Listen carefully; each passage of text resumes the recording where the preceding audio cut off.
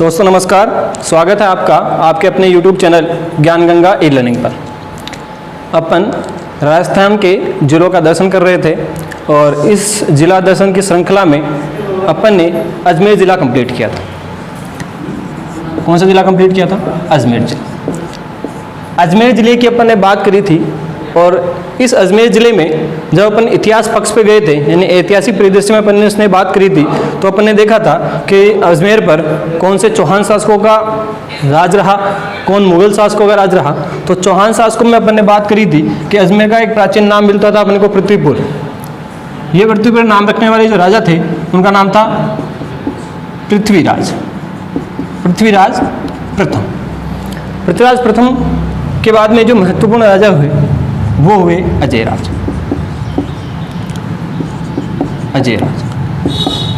इनका कई नाम अजय पाल भी मिलता है, आपको बताया था मैंने। इनके बाद में अर्णोराज के बाद में मैंने बताया था कि अर्णोराज के ही बेटे जगदेव के द्वारा इनकी हत्या कर दी गई थी और जगदेव को चौहान वंश का पितृहंता माना जाता है। और उसके बाद में जगदेव की हत्या उनके भाई विग्रहराज के द्वारा कर दी जाती है। तो उसके बाद अर्णोराज के बाद में जो शासक महत्वपूर्ण आते हैं वो आते हैं विग्रहराज चतुर्थ, और इनको ही दूसरा नाम बीसलदेव दिया गया। विग्रहराज के बाद में जो महत्वपूर्ण शासक आता है वो आता है पृथ्वीराज तृतीय, पृथ्वीराज चौहान, जिनको राय पिथौरा कहा जाता है, वो पृथ्वीराज शासक बनते हैं, जो अजमेर के विग्रहराज के बाद में महत्वपूर्ण शासक आते हैं। दोस्तों यहाँ पर ने जो चीज़ पढ़ी उसमें गलती से विग्रहराज का पुत्र बता दिया गया था पृथ्वीराज को। तो आपको ये ध्यान रखना है कि पृथ्वीराज तृतीय जो थे वो विग्रहराज के पुत्र नहीं थे, ये पुत्र थे सोमेश्वर के। किसके पुत्र थे? सोमेश्वर के। सोमेश्वर की मृत्यु 1177 ईस्वी में होने के बाद 11 वर्ष की उम्र में पृथ्वीराज चौहान तृतीय राजा बने थे। ठीक है, तो इसको आपको थोड़ा सा करेक्ट कर लेना है, बाकी ठीक है। चलिए आज थोड़ी अपन बात कर लेते हैं। एक तो आप जो जिला दर्शन पढ़ रहे हैं, इस जिला दर्शन में आपका अपना एक रजिस्टर अलग होना चाहिए। दूसरी चीज़, आपके एडमिशन से कंप्लेन आ रही है कि आप वीडियो पूरा नहीं देखते हैं। दोस्तों हम आपके लिए वीडियो बनाते हैं और उस वीडियो में 1 घंटे की वीडियो के अंदर हम आपके लिए कम से कम 3 से 4 घंटे मेहनत करते हैं और आपके ही कहने से हमने ये प्रयास करने का साहस किया है और ये वीडियो हम आप ही के लिए बना रहे हैं। तो आपसे ये निवेदन रहेगा कि आप वीडियो पूरा देखें। उसके बाद इसका कमेंट बॉक्स जो है वो आपके लिए खुला है। आपका किसी भी तरह का कोई प्रश्न हो, किसी भी तरह की कोई क्वेरी हो, कोई समस्या हो, आप बेशक कमेंट बॉक्स में बता सकते हैं। वहाँ पे आपकी समस्या का समाधान किया जाएगा। एक चीज़ और, अपन जिस भी ज़िले का यहाँ पे दर्शन कर रहे हैं, इनफैक्ट मेरी वीडियो के बारे में नहीं है ये सभी जो क्लासें आपके लिए यहाँ पे अपलोड की जाती हैं उनके लिए है कि उस टॉपिक से लेकर जो भी टॉपिक अपन यहाँ पे पढ़ रहे हैं उस टॉपिक से लेकर जितने भी क्वेश्चन आपको लगते हैं कि ये वीडियो में नहीं आए हैं या फिर ये इंपॉर्टेंट है और परीक्षा की दृष्टि से आ सकते हैं परीक्षा में, तो उन प्रश्नों को आप कमेंट बॉक्स में डिस्कस करें ताकि वो जो प्रश्न आपके पास है वो प्रश्न अपने किसी अन्य साथी के पास भी पहुंचे और उसको उससे भी फायदा हो सके। तो आज से आप ये काम जरूर करेंगे कि अपन जो भी टॉपिक ले रहे हैं यहाँ पे, जैसे आज अपन जो जिला पढ़ेंगे उस जिले से संबंधित अन्य जितने भी महत्वपूर्ण प्रश्न हैं जो आपके दिमाग में आते हैं उनको आप कमेंट बॉक्स में शेयर करें। ठीक है, तो इसी के साथ आज अपन बात करेंगे राजस्थान के दूसरे जिले जिसके बारे में आज अपन चर्चा करने वाले हैं। वो है राजस्थान का एक आयताकार आकृति वाला जिला जो अजमेर संभाग में आता है और उस जिले का नाम है भीलवाड़ा। क्या नाम है? भीलवाड़ा। इस भीलवाड़ा के बारे में अपन चर्चा करेंगे। सबसे पहले अपन बात करते हैं कि भीलवाड़ा का नामकरण कैसे हुआ। तो भीलवाड़ा का नामकरण दोस्तों ऐसे हुआ कि इसके 2 मत मिलते हैं। एक मत ये मिलता है कि यहाँ पे एक सिक्के ढालने की टकसाल हुआ करती थी इसको भिलाड़ी तकसाल या भिलाड़ी तकसाल कहा जाता था और वहाँ पे सिक्के डाले जाते थे, इस कारण इस जगह का नाम भीलवाड़ा पड़ा। एक मत ये मिलता है। दूसरा मत ये मिलता है कि 11वीं शताब्दी में एक शिव भक्त के द्वारा यहाँ पे एक मंदिर का निर्माण कराया गया जिसको जातौन का मंदिर बोलते हैं, और उस मंदिर के आसपास भीलों की बस्तियां रहना शुरू हो गई थी, और उन बस्तियों के समूह के कारण, भीलों की बस्तियों के समूह के कारण इसको क्या नाम दिया गया? भीलवाड़ा नाम दिया गया। ठीक है, तो यहाँ पे अपने को इसके उपनाम के 2 मत मिलते हैं। एक तो मिलता है भिलाड़ी टकसाल, ठीक है, यहाँ पे भिलाड़ी टकसाल में सिक्के ढाले जाते थे, इस कारण इसको भीलवाड़ा नाम दिया गया। दूसरा 11वीं शताब्दी में बना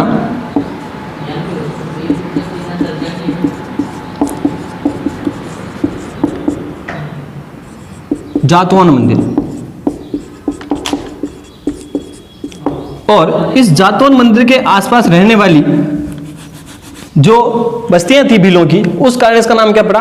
भीलवाड़ा। ये तो मिलता है इसका नामकरण का उल्लेख। ठीक है दोस्तों, भीलवाड़ा जो जिला है इसके अपन उपनाम के बारे में बात कर लेते हैं।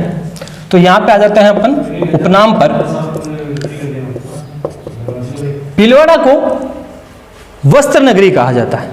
क्या कहा जाता है? वस्त्र नगरी। यहां पर सर्वाधिक सूती वस्त्रों की मिलें हैं और उन मिलों के कारण इसको क्या कहते हैं? वस्त्र नगरी। इन्हीं वस्त्र की उत्पादनता के कारण इसको टेक्सटाइल सिटी भी कहते हैं।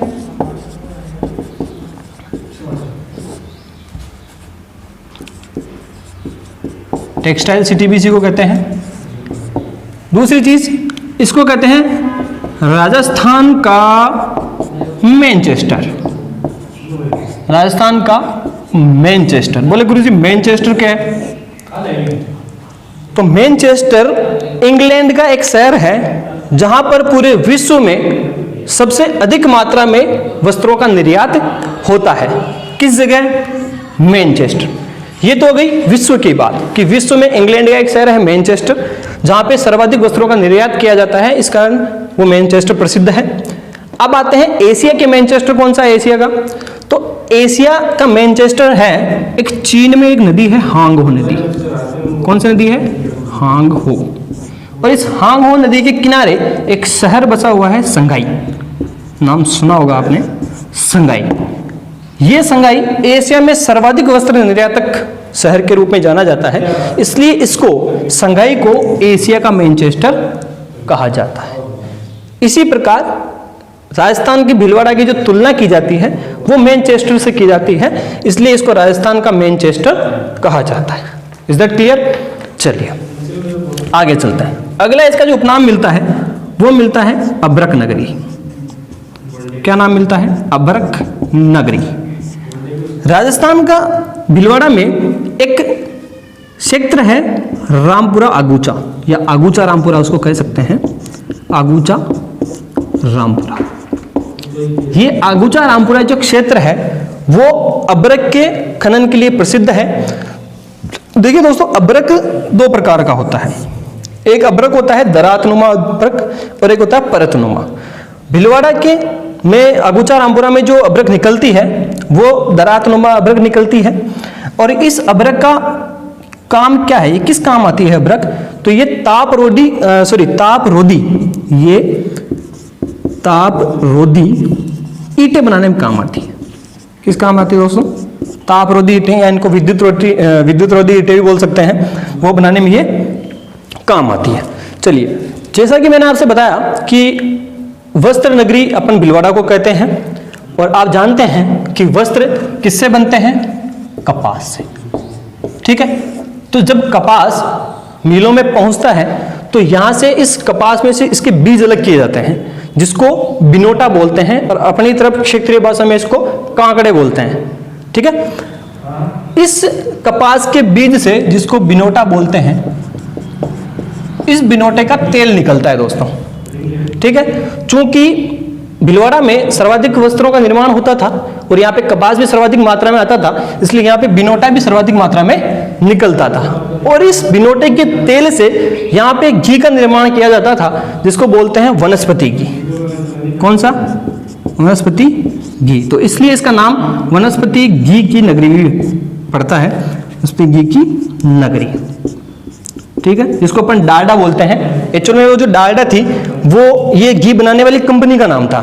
ठीक है, इसलिए अपन उसको वनस्पति घी नहीं बोल के सीधा डालडा घी बोल देते थे। तो ये चीजें आपके पास में है। वनस्पति घी की नगरी भी इसी को बोलते हैं, अब्रक नगरी इसको बोलते हैं, राजस्थान का मैनचेस्टर इसको बोलते हैं, टेक्सटाइल सिटी इसको बोलते हैं, और वस्त्र नगरी भी भीलवाड़ा को ही बोलते हैं। अगर अपन मैनचेस्टर की बात करें तो बहुत सारे के दिमाग में क्वेश्चन आ रहा होगा, गुरुजी आजकल तो मैनचेस्टर भिवाड़ी को बोला जाता है, तो वो राजस्थान का नवीन मैनचेस्टर है। तो राजस्थान का नया मैनचेस्टर, नया मैनचेस्टर, ये अलवर का एक जगह का नाम है जिसका नाम है भिवाड़ी। क्या नाम है? भिवाड़ी अलवर। ये जो भिवाड़ी अलवर है ये आजकल बहुत अधिक मात्रा में वस्त्रों का निर्यातक शहर बना हुआ है, इसलिए इसको राजस्थान का नया मैनचेस्टर कहा जाता है, नया मैनचेस्टर कहा जाता है। Is it clear? यहां तक आपका सबका क्लियर है? चलिए आगे चलते हैं।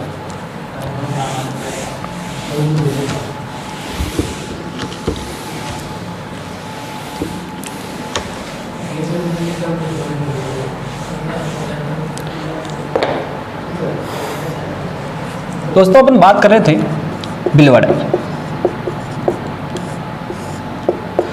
भीलवाड़ा एक ऐसा जिला है जिसमें कोई भी अभयारण्य नहीं है। यहां पर कोई भी अभयारण्य नहीं है। ठीक है, ना कोई आखेट निषिद्ध क्षेत्र है, ना अभयारण्य है। यहां पे किसी भी तरह का कोई अभयारण्य नहीं है। चलिए नेक्स्ट, अपन ने बात करी कि भीलवाड़ा में कोई भी अभयारण्य नहीं है। दोस्तों राजस्थान में सर्वाधिक सिंचित भूमि जो है वो किस जिले की है? ये आपको कमेंट बॉक्स में बताना है कि राजस्थान में सर्वाधिक सिंचित जो भूमि है वो किस जिले की है। बात करते हैं भीलवाड़ा की, तो भीलवाड़ा राजस्थान में तालाबों द्वारा सिंचाई करने में प्रथम स्थान पर है। ठीक है, तो अगर आपसे क्वेश्चन पूछा जाए कि तालाबों द्वारा राजस्थान में सर्वाधिक सिंचाई किस जिले में होती है, तो वह जिला कौन सा रहेगा आपका? भीलवाड़ा।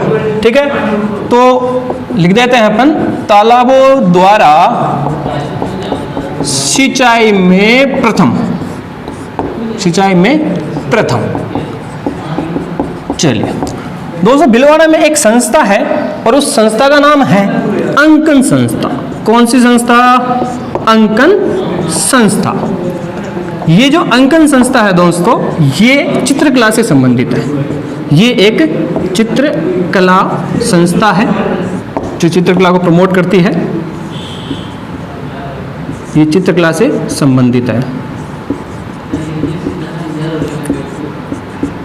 ठीक है दोस्तों, भीलवाड़ा में एक जगह है जहाँ पे एक फैक्ट्री है और उस फैक्ट्री का नाम है MEMU coach factory. MEMU coach factory. दोस्तों ये मेमू कोच जो फैक्ट्री है ये रेलवे उपकरण बनाने का काम करती है, यानी जैसे छोटे छोटे इंजन हो गए, ठीक है, उसके डिब्बे हो गए, ये रेलवे उपकरण बनाने का जो काम करती है वो मेमू कोच फैक्ट्री करती है।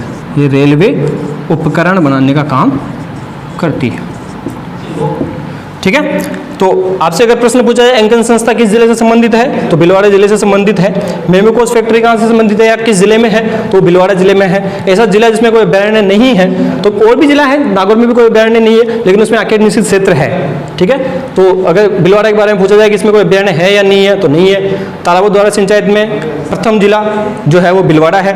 और प्रश्न आपके लिए जो था वो ये था कि राजस्थान में सर्वाधिक सिंचित भूमि किस जिले में है या किस जिले की है, वो आपको कमेंट बॉक्स में बताना है।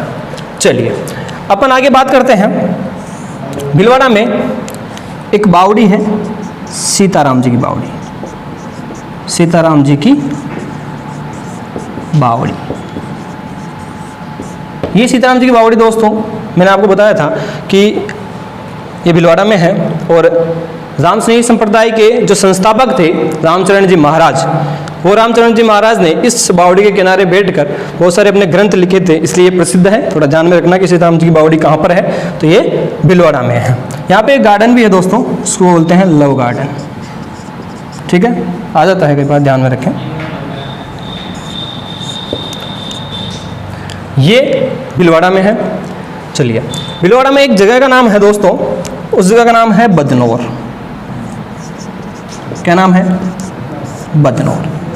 ये बदनौर क्यों प्रसिद्ध है दोस्तों? अगर आपसे क्वेश्चन पूछा जाए कि भीलवाड़ा में मुर्दों की होली कहाँ खेली जाती है, भीलवाड़ा में मुर्दों की होली कहाँ खेली जाती है, तो भीलवाड़ा जिले का बदनौर वह स्थान है जहां पर मुर्दों की होली खेली जाती है। तो ये आप ध्यान में रखेंगे कि मुर्दों की होली कहाँ खेली जाती है? बदनौर में खेली जाती है। ये बदनौर, यहाँ पर एक दुर्ग भी है जिसको बदनौर दुर्ग कहा जाता है,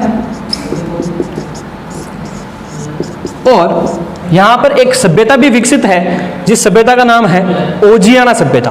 हमने सुना होगा कि बदनौर में ही एक सभ्यता है ओजियाना, ओजियाना सभ्यता। दोस्तों ये ओजियाना सभ्यता ताम्रयुगीन सभ्यता है। कौन सी सभ्यता है? ताम्रयुगीन सभ्यता है, जिसका उत्खनन 2000 ईस्वी में किया गया था। ठीक है, और ये ओजियाना में स्थित है, बदनौर में, भीलवाड़ा में।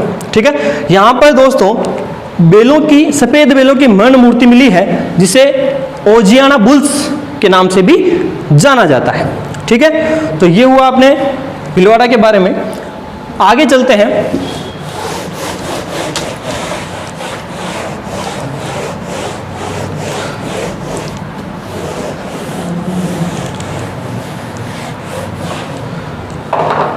दोस्तों भीलवाड़ा में थोड़ा सा अपन आगे चलेंगे तो एक तहसील आती है बनेड़ा। कौन सी तहसील आती है? बनेड़ा। भीलवाड़ा से आगे चलेंगे तो बनेड़ा तहसील आती है। बनेड़ा तहसील में यहाँ एक दुर्ग है जिसे बनेड़ा दुर्ग कहते हैं।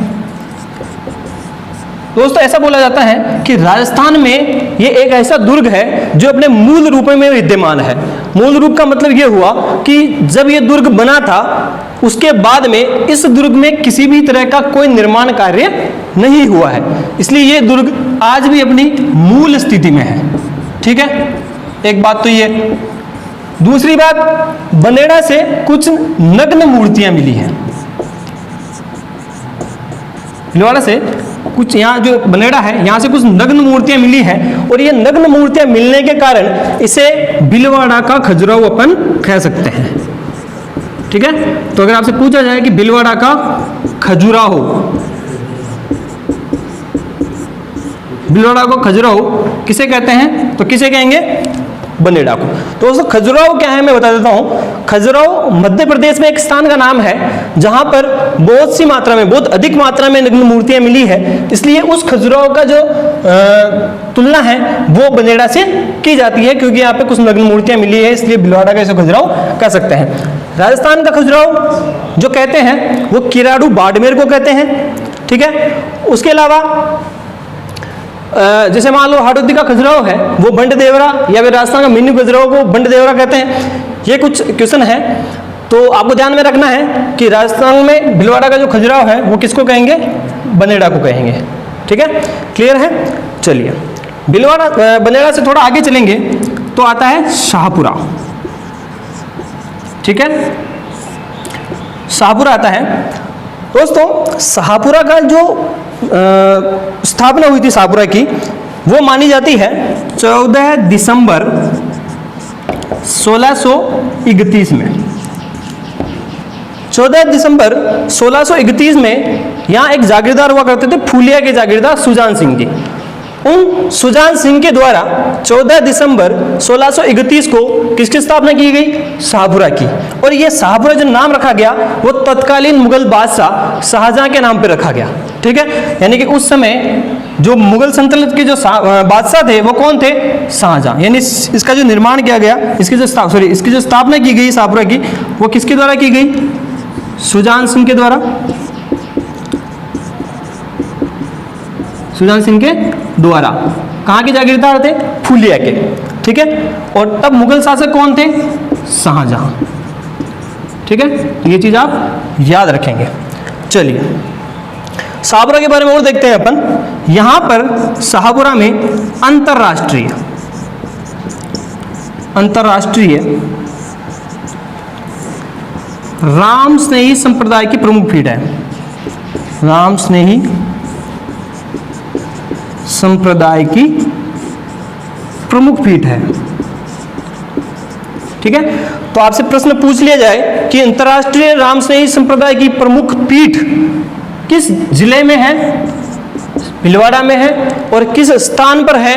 तो वो लिखेंगे आप शाहपुरा में है। दोस्तों जब अपन ने अजमेर पढ़ा था तो वहां पे भी मैंने आपको बताया था कि रामस्नेही संप्रदाय का एक केंद्र है अजमेर में, और वो केंद्र कहां पर है? सलेमाबाद में, ठीक है। तो आप ध्यान रखेंगे कि अजमेर में जो है वो सलेमाबाद है और भीलवाड़ा में क्या है?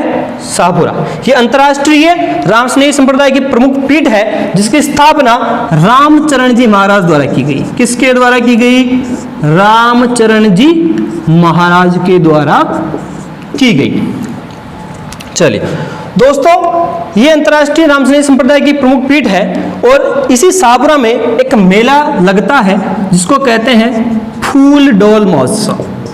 क्या कहते हैं? फूल डोल महोत्सव।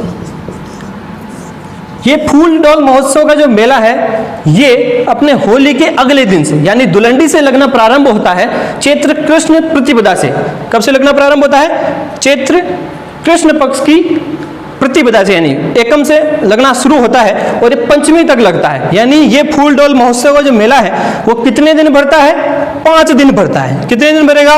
5 दिन, ठीक है। तो याद रखिएगा, होली के अगले दिन से लगना प्रारंभ होता है, अगले दिन यानी दुलंडी से।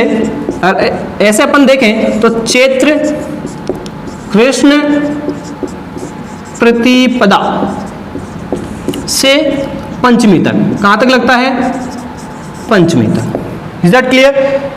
ये फूल डोल महोत्सव, प्रश्न आपसे पूछा जाए कि फूल डोल महोत्सव कहाँ लगता है? शाहपुरा में लगता है। रामस्नेही संप्रदाय की प्रमुख पीठ कहाँ पर है? शाहपुरा में है। स्थापना कब हुई? 14 दिसंबर 1631 को हुई। किसके द्वारा की गई? सुजान सिंह के द्वारा की गई। और तब तत्कालीन शासक, मुगल शासक कौन थे? शाहजहां। कौन थे? शाहजहां। बंदेड़ा के बारे में अपन ने देख लिया। बंदेड़ा दुर्ग है जो अपनी मूल स्थिति में आज भी विद्यमान है। यहाँ पे नग्न मूर्तियां मिली है जिसे भीलवाड़ा का खजुराहो कहा जाता है। चलिए शाहपुरा की कुछ चीजें अपन ऊपर पढ़ेंगे, तो इसको मैं मिटा देता हूं यहाँ से, ऊपर अपन वापस शाहपुरा लिख लेंगे।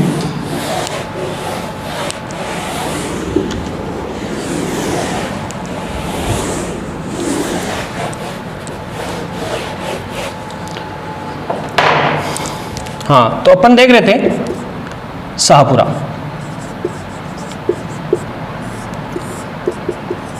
दोस्तों शाहपुरा में एक चित्रकला बहुत प्रसिद्ध है। उस चित्रकला को कहते हैं फड़ चित्रांकन या चित्रकला कला। फड़ चित्रकला के मामले में शाहपुरा का एक जोशी परिवार है। ये जोशी परिवार प्रसिद्ध है किसमें? फड़ चित्रकला, ठीक है। फड़ क्या होती है? फड़ में बता देता हूं आपको क्या होती है। ये इस तरह से एक कपड़ा होता है, ठीक है। किस रंग का कपड़ा होता है? हरे रंग का। किस रंग का? हरे रंग का। ये पूरा कपड़ा हरे रंग का होता है। अब इस फड़ कला से कहते हैं कि उस हरे रंग के कपड़े पर किसी लोक देवता की, किसी की भी अपने को जीवनी चित्रित करनी होती है। ये इस कपड़े पर हल्के फुल्के कुछ चित्र बनाए जाएंगे और उस चित्र से, जैसे भी किसी भी लोक देवता का मान लो, जैसे अपन गोगा जी के ले लेते हैं, तो गोगा जी चित्रकला के अंदर इनका गोगा जी का बचपन दिखाया जाएगा। उसके बाद में इनकी जवानी दिखाई जाएगी, किस तरह से इनकी शादी हुई वो दिखाई जाएगी, ठीक है। और उसके बाद में किस तरह से इन्होंने अपना बलिदान दिया, त्याग दिया, वो दिखाया जाएगा। इस तरह से इनका पूरा चित्रण किसके माध्यम से किया जाएगा? चित्र के माध्यम से किया जाएगा। ठीक है, याद रखिएगा, फड़ चित्रांकन करने वाला परिवार अलग होता है, यानी इसके चित्रकार जो होते हैं वो अलग होते हैं, और फड़ का जो वाचन करते हैं, फड़ का जो वाचन करते हैं वो संबंधित लोग देवी देवता के भोपा भोपी करते हैं। कौन करते हैं? वाचन जो करते हैं वो भोपा भोपी करते हैं। ठीक है, इसमें भोपी जो होती है उसके हाथ में लालटेन होती है, और ये एक लाइन गा के और उस फड़ चित्रकला का वाचन का शुभारंभ करती है, और उसके बाद में ये भोपी लालटेन लेकर और इन चित्रों के पास जो ये पर्दा रहेगा, हरे कलर का पर्दा, उसमें जो चित्र बने हुए होंगे उस चित्र के पास में ये लालटेन लेकर चलती रहेगी, और भोपा उन चित्रों का वृत्तांत गाकर करता रहेगा। ठीक है, तो ये चित्रकला होती है। और उस फड़ चित्रकला में जो प्रसिद्ध परिवार है वो कौन सा परिवार है? जोशी परिवार। और वो जोशी परिवार कहाँ का है? शाहपुरा का। प्रसिद्ध कलाकार की अपन बात करें तो इसमें प्रसिद्ध कलाकार हैं, एक तो शांतिराम जी है, जोशी, शांति प्रसाद जोशी या शांतिराम जोशी ऐसा कुछ नाम है, वो है। उसके अलावा अभिषेक जोशी जो युवा कलाकार हैं अभी, अभिषेक जोशी, नाथुराम जोशी,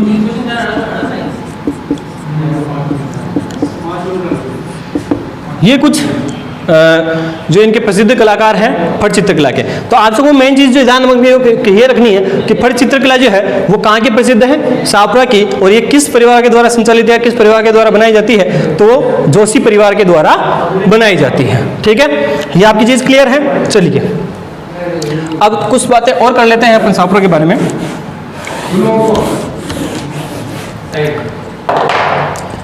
दोस्तों, शाहपुरा जो है वो राजस्थान की सबसे छोटी रियासत है। राजस्थान की सबसे छोटी रियासत, क्षेत्रफल की दृष्टि से भी और जनसंख्या की दृष्टि से भी जो सबसे छोटी जो रियासत है वो रियासत कौन सी थी? शाहपुरा। ठीक है, एक चीज तो ये। दूसरी चीज, राजस्थान में सर्वप्रथम उत्तरदायी शासन की स्थापना करने वाली जो रियासत थी वो रियासत भी कौन सी थी? शाहपुरा थी। ठीक है, तो राजस्थान की सबसे छोटी रियासत,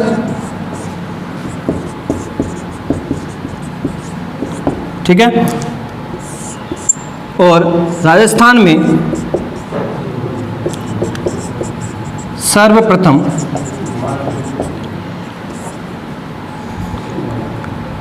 उत्तरदायी शासन की स्थापना, उत्तरदायी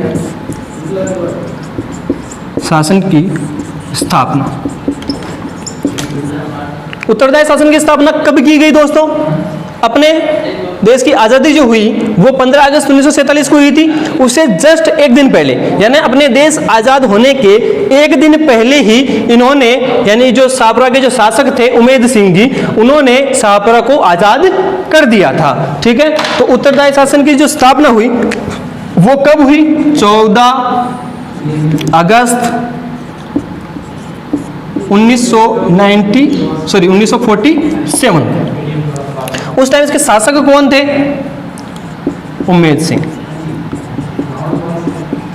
उमेद सिंह जी कहा करते थे कि राजस्थान में अगर किसी रियासत में चांद की चांदनी खिलेगी तो वो रियासत सबसे पहले शाहपुरा होगी। यानी राजस्थान में अगर कहीं भी उत्तरदायी शासन की स्थापना की अगर शुरुआत होती है तो सर्वप्रथम वो शुरुआत कहां से होगी? शाहपुरा से होगी। और इसी बात को चरितार्थ करते हुए इन्होंने सर्वप्रथम राजस्थान में सर्वप्रथम जो उत्तरदायी शासन की स्थापना करी वो किस जगह पे करी? शाहपुरा में। और कब करी? 14 अगस्त 1947 को यहाँ पे उत्तरदायी शासन की स्थापना की गई। चलिए आगे अपन बात करते हैं। शाहपुरा में ही एक बावड़ी है, चमना बावड़ी। चमना बावड़ी, ठीक है, उमेद सिंह द्वारा निर्मित की गई। बात करते हैं इस चमना बावड़ी के बारे में। चमना नाम पे ये बनाई गई थी। चमना एक पासवान थी जो उमेद सिंह थे उनके दरबार में नाचने गाने का काम करती थी। और उस नाचने गाने से जो इनको रुपया पैसा मिलता था उन पैसों से ये लोगों की सेवा करती थी। और इस चीज से प्रभावित होकर, इस चीज से खुश होकर उमेद सिंह जी ने इसको 1 लाख रुपए देने की घोषणा की। जब चमना जी को इस बारे में पता चला कि राजा साहब ने मुझे 1 लाख रुपए इनाम देने की घोषणा की है, तो उन्होंने राजा साहब से निवेदन करा उमेश सिंह जी से कि मैं नहीं चाहती, मुझे 1 लाख रुपए नहीं चाहिए, बस मैं ये चाहती हूँ कि वो जो 1 लाख रुपया है उससे आप कुछ ऐसा निर्माण करवाए जिससे लोगों का भला हो सके। तो उन पैसों से उमेश सिंह ने चमना बावड़ी का निर्माण चमना जी के नाम पर करवाया था। ठीक है, तो आप ये ध्यान रखेंगे कि चमना बावड़ी जो है वो कहाँ पर है, शाहपुरा में है, और उसका निर्माण किसके द्वारा करवाया गया, उमेश सिंह के द्वारा करवाया गया। चलिए, शाहपुरा में कुछ बांध भी हैं जो उमेश सिंह जी के नाम पे, तो उमेश सागर बांध है,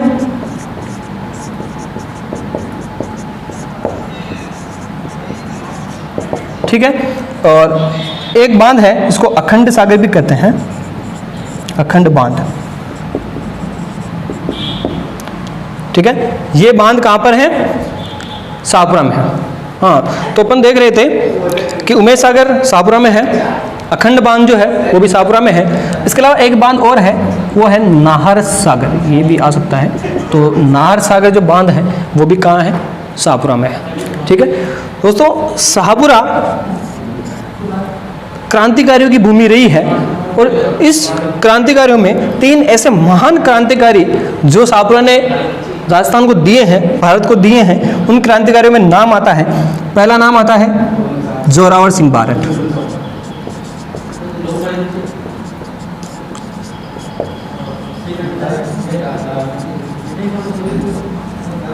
बारहट, और एक है प्रताप सिंह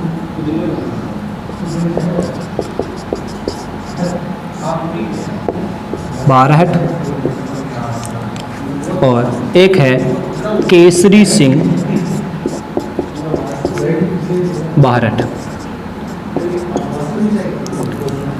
ठीक है, जोरावर सिंह बारहट, प्रताप सिंह बारहट और केसरी सिंह बारहट। जोरावर सिंह बारहट, उनके पुत्र का नाम था केसरी सिंह बारहट, और ये जोरावर सिंह के भाई थे, जोरावर सिंह के जो पुत्र थे वो प्रताप सिंह बारहट थे, और इनके भाई थे केसरी सिंह बारहट। चलिए, ये स्वतंत्रता सेनानी थे। इनमें से जो प्रताप सिंह बारहट थे ये बहुत उम्र में छोटे थे। इन्होंने चांदनी चौक में, दिल्ली के चांदनी चौक में लॉर्ड होर्डिंग पर, किस पर, लॉर्ड होर्डिंग्स पर बम फेंका। इस कारण इनको वहां गिरफ्तार कर लिया गया। इनको गिरफ्तार करके पहले मेरठ जेल ले जाया गया, और मेरठ जेल से इनको ले जाया गया बरेली की जेल में, जहां इनको बहुत यातनाएं दी गई, और इनसे पूछा गया कि आपके साथी जो हैं उनका नाम आप बता दो और आपको छोड़ दिया जाएगा। तो इन्होंने एक बात कही कि मेरी माँ रोती है तो रोने दो, मेरी माँ रोती है तो रोने दो, एक माँ को हंसाने के लिए मैं हजारों माँओं को रुला नहीं सकता। इस बरेली की जेल में इनको यातनाएं देकर और इनकी हत्या कर दी गई। ठीक है, और इन्हीं की याद में शाहपुरा में शाहपुरा में 23 दिसंबर को शहीद मेला लगता है। ठीक है, मेला लगता है। ठीक है, तो ये चीज़ आप ध्यान में रखेंगे कि जो जोरावर सिंह बारहट, प्रताप सिंह बारहट और केसरी सिंह बारहट का जो संबंध था वो किस जिले से था और किस स्थान से था, और प्रताप सिंह बारहट का क्या योगदान रहा। इन्होंने लॉर्ड होर्डिंग पे बम फेंका था चांदनी चौक दिल्ली में। कब, और इनकी जो मृत्यु हुई वो 23 दिसंबर को हुई थी, और इसी कारण यहाँ पर एक मेला लगता है जिसे शहीद मेला भी कहा जाता है। ठीक है, ये आप ध्यान में रखिएगा। आज अपन इतना ही देखेंगे। अगली जो चीज़ें हैं भीलवाड़ा में बाकी बहुत ही रोचक और बहुत ही अच्छी चीज़ें बाकी रह रही है, शेष बाकी जो परीक्षा की दृष्टि से बहुत ही महत्वपूर्ण है वो अपने अगले वीडियो में देखेंगे। तब तक आप इसको देखें, इसका एक अच्छा सा कंटेंट बनाएं अपनी कॉपी में, और नोट्स साथ के साथ बनाते चलें अपनी कॉपी में। जो भी आप चीज़ें अपन देख रहे हैं जिले के बारे में, उसको वीडियो के साथ साथ अपन उसको नोट करते जाएँ। ठीक है, ये बहुत इंपॉर्टेंट है, सिर्फ वीडियो देखना ही काफ़ी नहीं है। उन वीडियो के साथ साथ आपके सेम ऐसे ही नोट्स बन के तैयार रहने चाहिए। जो भी जिला आपका कंप्लीट होता है उसके बाद में 1 पेज 2 पेज आप खाली छोड़ सकते हैं, ताकि अगर कोई महत्वपूर्ण चीज़ है उस जिले से आया कोई महत्वपूर्ण प्रश्न अगर आपको मिले तो आप वहाँ पर उसको लिख सकते हैं।